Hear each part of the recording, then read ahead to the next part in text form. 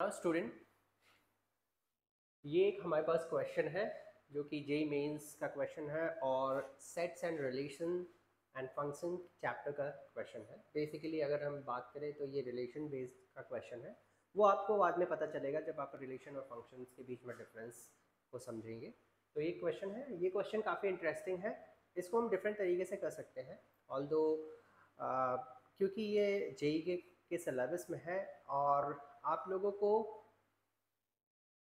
Circle का equation and ellipse का equation काफ़ी अच्छे से आता है, तो मैं उसी कॉन्सेप्ट को यूज़ करके इस पर्टिकुलर क्वेश्चन को करने की कोशिश करूँगा और होप कि ये वो कॉन्सेप्ट आपको बहुत अच्छे से क्लियर है कि एक जनरल अगर हमारे पास सर्कल है उसका इक्वेशन क्या होता है, अगर सर्कल सेंटर उसका ओरिजिन पे है तो क्या होता है, इलिप्स का सेंटर अगर ओरिजिन पे है तो क्या होता है, क्या इक्वेशन होता है। तो उसका जनरल इक्वेशन आपको अच्छे से पता होगा। तो बेसिकली हम लोग क्या करेंगे, उसी इक्वेशन को यूज़ करके एक जनरल फॉर्म ऑफ इक्वेशन जो है उसका यूज़ करके हम ये दोनों फिगर को ड्रॉ करेंगे और फाइंड आउट करेंगे कि वो कौन से कॉमन, क्योंकि अगर हम बात करते हैं A intersection B, A intersection B actually क्या बताता है, ये बताता है वो वैल्यूज जो दोनों मतलब सेट ए में एंड सेट बी में दोनों में कॉमन हो। So that is what the A intersection B is all about. अगर आपको समझना है तो अगर हमारे पास लेट सपोज एक सर्कल है, लेट सपोज एक सर्कल है जो सेट ए को रिप्रेजेंट कर रहा है, दूसरा सर्कल है जो सेट बी को रिप्रेजेंट कर रहा है। ओके, एंड इस दोनों सर्कल के बीच में ये जो कॉमन एरिया है, इस एरिया को हम कहते हैं ए इंटरसेक्शन बी का एरिया, ए इंटरसेक्शन बी, और जिसका सिंबल होता है यू। यू आपको पता होगा, यू लेटर अल्फाबेट का लेटर है, उसको हम उल्टा करके बनाते हैं तो वो होता है ए इंटरसेक्शन बी। तो बेसिकली हमारे पास दो सेट दिए हुए हैं, एक सेट ए है जिसका कुछ ऑर्डर पेयर है जो इस पर्टिकुलर इक्वेशन को सेटिस्फाई कर रहा है, और अगर आपको क्लियर होगा equation of a circle, so basically ये क्या रिप्रेजेंट कर रहा है, एक इक्वेशन ऑफ सर्कल जो कि सेंटर से पास हो रहा, सेंटर उसका ओरिजिन है, और अगर आप रेडियस की बात करें तो रेडियस इसका 5 होगा। कैसे, अगर हम इसका जनरल फॉर्म से अगर कंपेयर करें तो हमारे पास जनरल फॉर्म होता है X square plus Y square equals to R square. Although मैं वो वाला फॉर्म नहीं ले रहा हूँ जहाँ पे सेंटर डिफरेंट किसी पॉइंट पे होंगे, may be first quadrant, second quadrant, third quadrant. मैं सेंटर की बात कर रहा हूँ जहाँ पे आर क्या रिप्रेजेंट कर रहा है, आर रिप्रेजेंट कर रहा है radius of a circle. Okay, so this is what we have. अगर हम कंपेयर करें तो यहाँ से हमें पता चल गया कि आर जो आया है वो हमारा आया है 5, और रेडियस हमेशा पॉजिटिव होता है इसलिए हम नेगेटिव 5, बिकॉज अगर आप इसको फाइंड आउट करेंगे तो आर स्क्वायर इक्वल्स टू 25 करेंगे और आर के वैल्यू यहाँ से प्लस और -5 आएगी। सिंस हमें पता है कि रेडियस एक ऐसा ही एक लेंथ को रिप्रेजेंट करता है और लेंथ को हम नेगेटिव में नहीं ले जाते हैं, तो हम आर की वैल्यू 5 यहाँ कंसीडर करेंगे। सिमिलर टू दैट अगर हम सेकेंड इक्वेशन को देखें तो सेकेंड इक्वेशन बहुत अच्छे से आपको समझ में आ रहा होगा कि ये एक किसका इक्वेशन है। अगर आपको समझ में आ रहा होगा तो ये एक इलिप्स का इक्वेशन शो कर रहा है। सो लेट्स अंडरस्टैंड कैसे ये इलिप्स का इक्वेशन है। तो we have X square plus 9y square equals to that is 144। आपको पता है इलिप्स के इक्वेशन में क्या होता है, बीच में प्लस आता है, और हाइपरबोला के इक्वेशन में बीच में माइनस आता है, वो हम बाद में पढ़ेंगे। फिलहाल इस क्वेश्चन में जिस चीज़ की रिक्वायरमेंट है हम बस उसी चीज़ पे अपना फोकस रखते हैं। अगर हम इसको जनरल फॉर्म में लिखने की कोशिश करें तो हम इसको लिख सकते हैं, let's change the colour of a pen first, कि एक्स स्क्वायर ओवर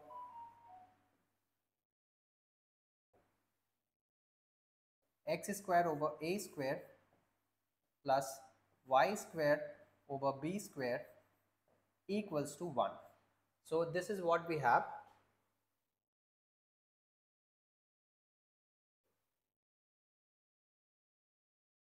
ओके, अगर हम इसको कंपेयर करें, अभी तो कंपेयर नहीं कर सकते हैं क्योंकि राइट साइड में 144 है, तो हम क्या करते हैं, डिवाइड कर देते हैं 144 से। तो 144 से इसको डिवाइड करते हैं, इसको भी 144 से डिवाइड करते हैं, एंड देन इसको भी 144 से डिवाइड कर देते हैं।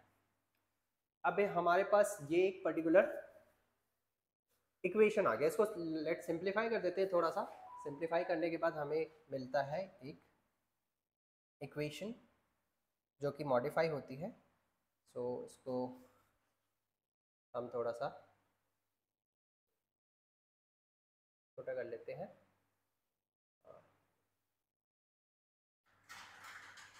छोटा करके यहाँ पे लगा देते हैं। ठीक है, अब हमारे पास ये इक्वेशन मिल गया है एलिप्स का। इसको हम लिख सकते हैं एक्स स्क्वायर ओवर 144 किसका स्क्वायर होता है, 12 का स्क्वायर। सो 12 का स्क्वायर प्लस 9, इसको हम किसी दूसरे फॉर्म में भी लिख सकते हैं, वो मैं लिखने की कोशिश कर रहा हूँ। अब आप सब, तो मैं इसको लिख सकता हूँ 144 ओवर 9 या 12 ओवर 3 होल स्क्वायर बाई 12 का स्क्वायर 144 और 3 का स्क्वायर 9। सो हम इसको इस तरीके से लिख सकते हैं एंड हमारा finally on the right side we have 1। Now अब हमारे पास क्या हो गया, हमारे पास एक इक्वेशन आई है जो कि ये है X square over 12 square plus Y square over that is हम यहाँ पे लिख सकते हैं 4 का square which is equals to 1। तो हमारे पास ये इक्वेशन आ गई। अब इस इक्वेशन को देख के कैसा लग रहा है, ये लग रहा है कि एक इलिप्स का इक्वेशन है जिसमें ये क्या होता है, अगर हम कंपेयर करें तो ए होता है। ए क्या है, ए जो होता है हमारा जो मेजर एक्सिस है उसको रिप्रेजेंट करता है, बी माइनर एक्सिस को रिप्रेजेंट करता है। मैं अभी आपको फिगर बनाता हूँ इलिप्स का। तो अगर हमारे पास इस टाइप का इलिप्स है और ये कार्टेशियन प्लेन है, लेट्स सपोज जिसका सेंटर ये है। अभी ये कौन सा इलिप्स है, ये इलिप्स है इस टाइप का, क्योंकि vertical ellipse and horizontal ellipse दोनों होते हैं। अगर हमारा ए बड़ा है बी से तो ये क्या हो जाएगा, एक हॉरिजॉन्टल इलिप्स हो जाएगा। और ये पॉइंट क्या है हमारा -12,0 और ये पॉइंट हमारा 12,0 है।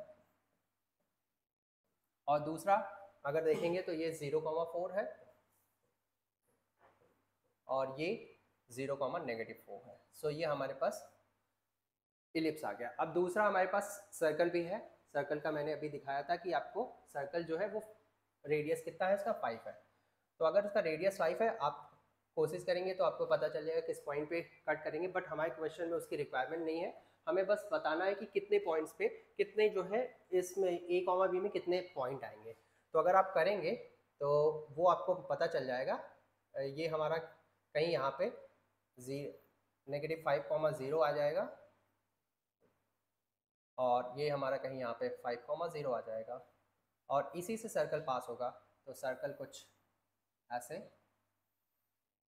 ठीक है, अब इन दोनों को समझ पा रहे हो तो ये कहाँ पे कितने पॉइंट्स पे कट कर रहे हैं एक दूसरे को, आपको समझ में आ रहा होगा कि ये 4 पॉइंट पे कट कर रहे हैं और हर एक क्वाड्रेंट में कट कर रहे हैं।